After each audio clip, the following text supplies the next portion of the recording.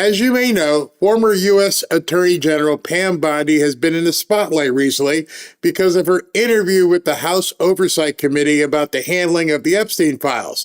And something that you may have overlooked was her cancer diagnosis. Founder of Brightcore, Kim Bright, is here to discuss this rapid increase in cancer cases and what it might mean for you. Good afternoon, Kim. How are you doing today? I'm doing great. Thanks for having me back, Barry. It was pretty wild when she walked into that hearing. There was just a little bandage that we saw, and so I guess she had to tell everybody what was going on. So she is under treatment, and then we find out that Tulsi Gabbard's husband is under treatment, and so Right. yeah, there seems to be a larger incidence of this happening. Oh, yeah. I mean, you can take a look at what's happened in cancer rates over the past few decades. There's actually a chart that shows that global cancer incidence rose by approximately 42% over the last measured decade. And that sheer volume of the new cancer cases grew drastically, Barry, from 14.1 million to 20 million annually, while cancer deaths have more than doubled since the 1980s. Now, just during last week, during a Senate committee hearing, they suggested a very interesting link between cancer and the COVID-19 vaccine. Well, let me tell you about that as well. Do you realize, I don't know if it was because Elon bought Twitter or Trump became president, but exactly what you're saying, people were talking about, and they wouldn't even allow us to discuss it on YouTube. It was absolutely crazy. But I want to show you a quick clip that you can respond to. Is there a link between cancer and COVID-19 vaccines? That was the issue at the heart of Wednesday's hearing held by Chairman Ron Johnson of the Permanent Subcommittee on Investigations for the Senate Committee on Homeland Security and Governmental Affairs. In his opening remarks, Senator Johnson noted the attacks on scientific publications over research into the possible link. Legacy media is not the only American institution that has been captured and controlled.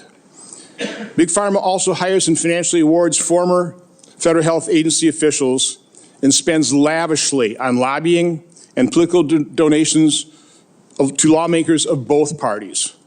It generously funds other members of the COVID cartel, social media, medical associations like the American Medical Association and the American Association of Pediatricians, international health organizations, medical colleges, and medical journals. But the committee's ranking member, Democrat Senator Richard Blumenthal, made it clear his objections to the hearing's premise. As just one example of the overwhelming evidence of the safety of these vaccines, I would like to submit for the record a study from the Journal of the American Medical Association involving nearly 30 million people and finding that 4 years after vaccination, people who received an mRNA COVID-19 vaccine were less likely to die from cancer than those who were not vaccinated. However, Blumenthal was contradicted by cancer doctors called in as expert witnesses who cited numerous other studies and gave personal anecdotes. Like I said, we couldn't even talk about it here.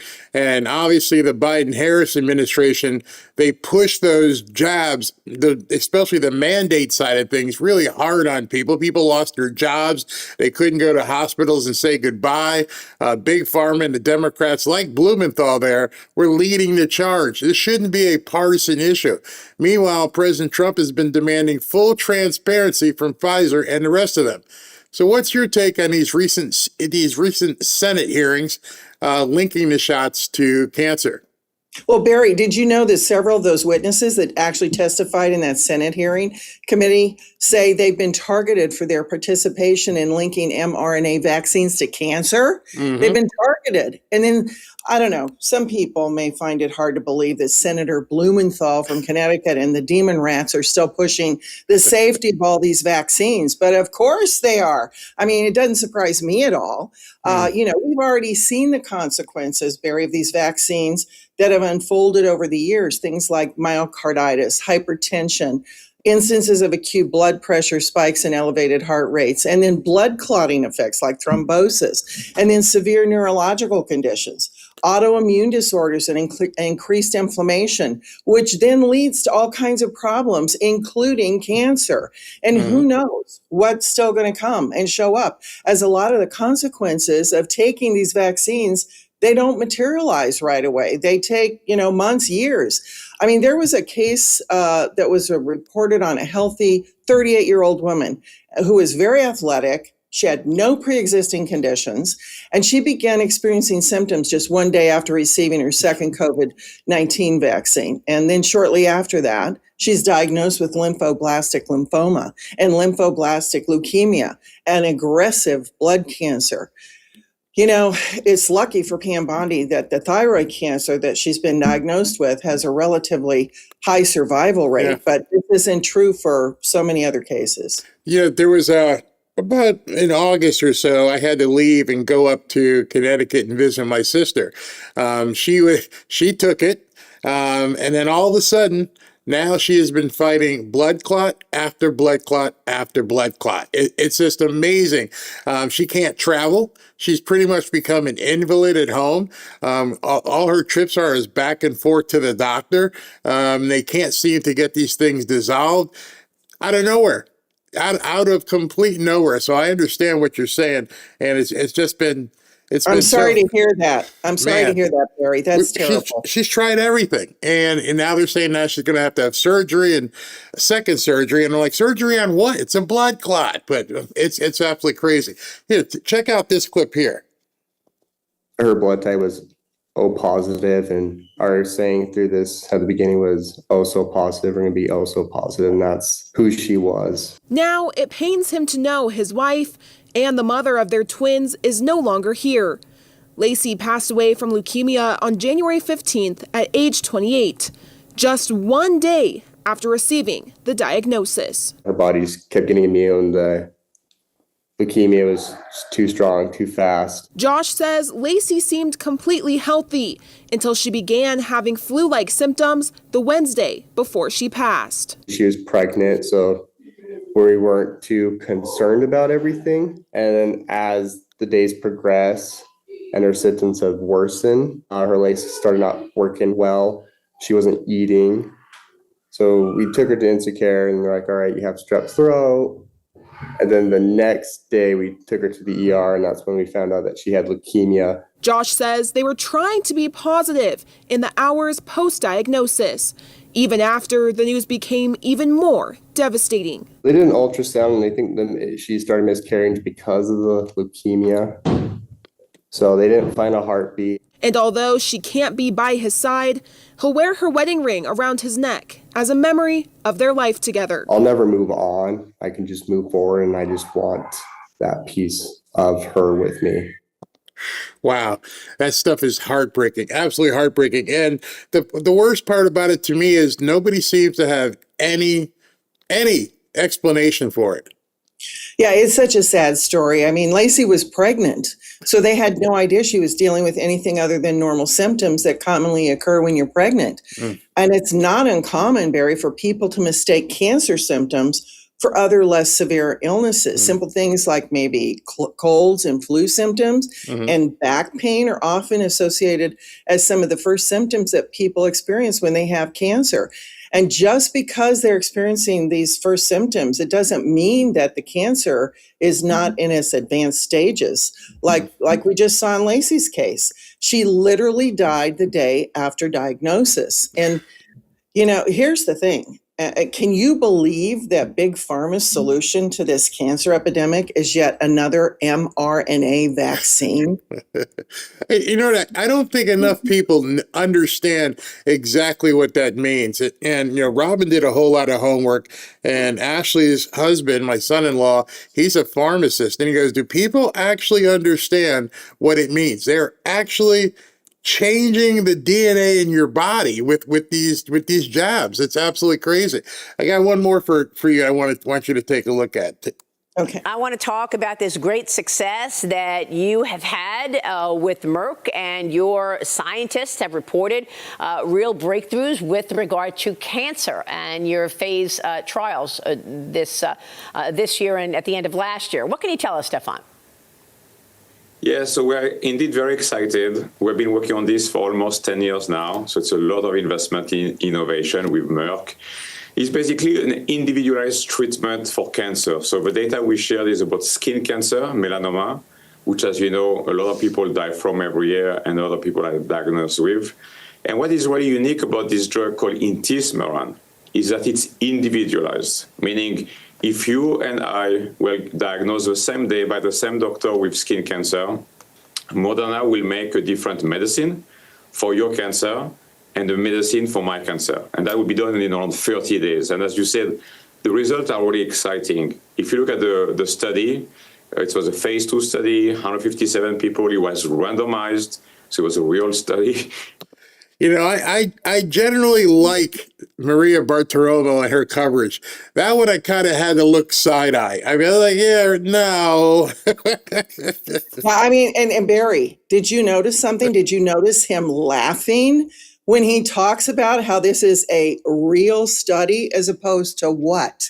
And, you know, it's crazy. I mean, these pharmaceutical CEOs, we all know they don't actually care about people's lives. You know, he's talking about his 10 years and huge investments. Yeah, all they care about is their profits. Yeah. I'm 71 years old, and I've been helping people with their health to understand how to do things naturally and not get on that gerbil wheel of supplements. You know, pharmaceuticals that then lead to another pharmaceutical. I've been doing this for over 50 years, and I have seen across those 50 years how much Big Pharma's corruption has now spiraled out of control. And, you know, they're trying to sell the idea that the cancer being caused by an mRNA vaccine is another vaccine. I mean, how stupid do they think we are? It's like trying to cure cancer with more cancer. Let's put more cancer in your body. You'll get better. I mean, it's Trust crazy. me, I'm from the government. I'm here to help you. Yeah, we're here to help kill you, maybe. You know, but this is why people say that we have in this country not a healthcare system. It's what I've said all along. It's a sick care system. And the only winners are the big pharmaceutical companies who turn a profit and keep you on that gerbil wheel of sickness and that downward spiral.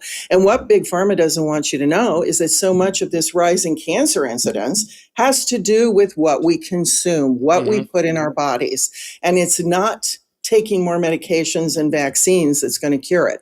So much recent research has shown that the ultra-processed foods have a direct link to this spike in cancer rates. And I can tell you after 50 years, that's true. Did you see, I think it was literally 2 days ago, RFK Jr. and Maha and Dr. Oz decided to remove, and Brooke Rollins removed the ultra-processed food, the high sugar, the soda, removed it from SNAP benefits, and a judge just said they have to get it back into the SNAP program. I mean, it's almost like they're complicit. They want people to eat this crap. I mean, can you even imagine that a judge would mandate that you have to let these people buy the stuff that they know is killing them?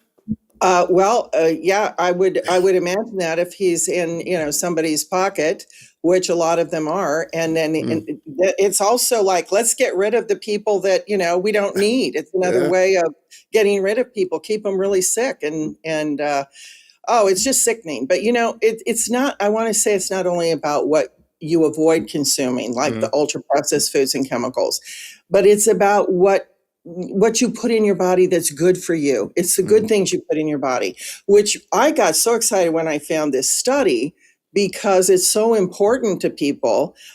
This study measured the potential of lactic acid bacteria that's found in kimchi to prevent cancer. This is huge, Barry. I mean, this study concluded, and I quote, the antibiotic tolerant probiotic that's presented in kimchi suppresses expression of carcinogen activating enzymes and possesses many other health benefits, such as suppression of growth and development of pathogenic bacteria, intestinal regulation, and immune boosts, especially the WC biara and the L. plantarum found in kimchi, have many effects like anti-inflammatory, immune modulating, and blood cholesterol reducing activity, which may account for their cancer preventative anti-cancer potential. Barry, cancer is so much more likely to arise when you have an immune system that isn't functioning properly, because, you know, that is so important at your first line of defense. But there's another recent study that revealed kimchi's ability to rewire the way our immune system works, which makes it stronger and more efficient. Having a stronger immune system isn't just about avoiding cancer. It makes you less susceptible to contracting viruses and other pathogens. And what's interesting about so many of these kimchi studies is that they're using kimchi capsules because there's no other way to conduct a controlled placebo study. And again, Barry, we've talked about this before. In all the research that I do, the key to getting all these benefits is that you have to consume kimchi on a daily basis. The only problem is it's not something that's easy to eat every day. That's why we created Kimchi One capsules. These are convenient capsules for daily use. And we use a cold process drying method to retain all of the fiber, which is your prebiotic, and the nutrition of actual fermented kimchi. There's virtually no sodium, unlike store-bought kimchi, and 100% made in the USA, all natural and non-GMO. You know, as you talk about it, and I tell everybody all the time, I no longer have to say it because there's so many people who watch these videos who tell everybody else it's working. It's definitely working. I feel everything from my skin and, my hair feels better, what little hair I still have left. But most importantly, as I've mentioned many times, I don't want to say it again, but it makes you quite regular. With me, that was a problem. With me, different people have different things they want to, accelerate and get better with. My energy is up because obviously the toxins and stuff are being removed.